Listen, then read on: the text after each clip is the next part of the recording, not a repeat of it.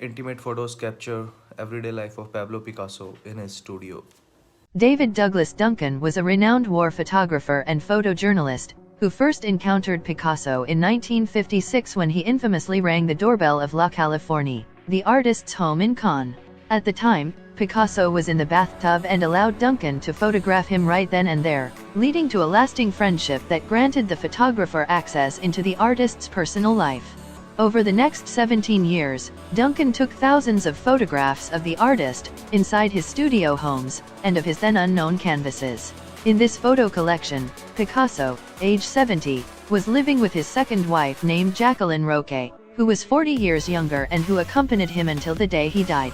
Around the house were also Claude and Paloma Picasso, his children, and Françoise Gillot, who came from Paris to spend their vacations. According to Duncan, he was given absolute access to the artist's intimate life. There was never a no answer to shooting and nothing was ever set up for better framing. Everything was spontaneous. Picasso's daily routine usually consisted of getting up at mid-morning, having coffee with milk, eating toast, and receiving his mail. After a frugal lunch, he used to start working in complete isolation until late hours at night. In his studio, there were hundreds of pieces from multiple disciplines such as sculptures, ceramics, paintings, and drawings. Picasso was one of the most prolific artists in history. At his death, at age 91, he left 45,000 pieces. Picasso had only one rule in the house: nothing could be moved. Every corner of disorder could mean for him a strange composition that only he could see and digest in his head.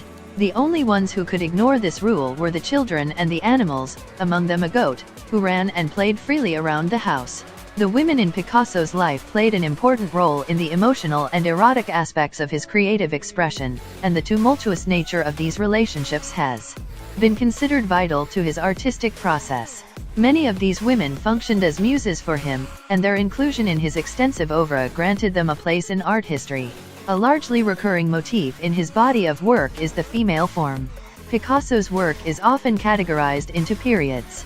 While the names of many of his later periods are debated, the most commonly accepted periods in his work are the Blue Period, 1901 to 1904, the Rose Period, 1904-1906, the African-influenced period, 1907-1909, Analytic Cubism, 1909 to 1912, and Synthetic Cubism, 1912 to 1919, also referred to as the Crystal Period.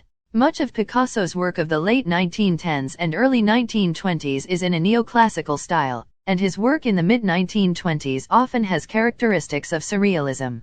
His later work often combines elements of his earlier styles.